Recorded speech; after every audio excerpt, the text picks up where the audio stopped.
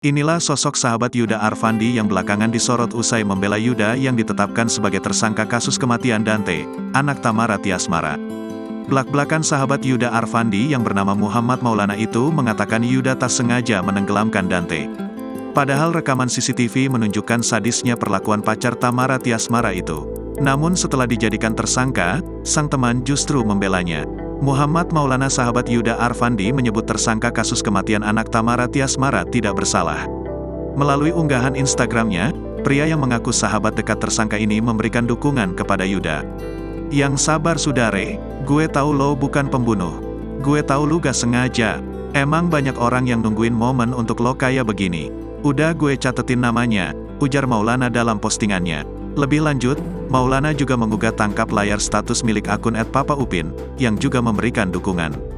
Menariknya, dalam tulisan dukungan itu, sang sahabat turut membongkar kebaikan yang disebutnya sering mabuk.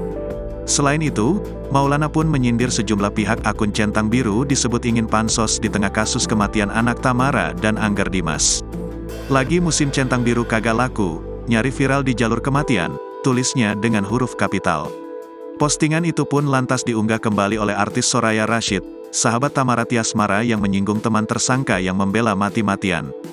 "Gila ini Krazi perkara sering dibayarin minum bro," tulis Soraya Rashid. Download Tribun X sekarang, menghadirkan lokal menjadi Indonesia.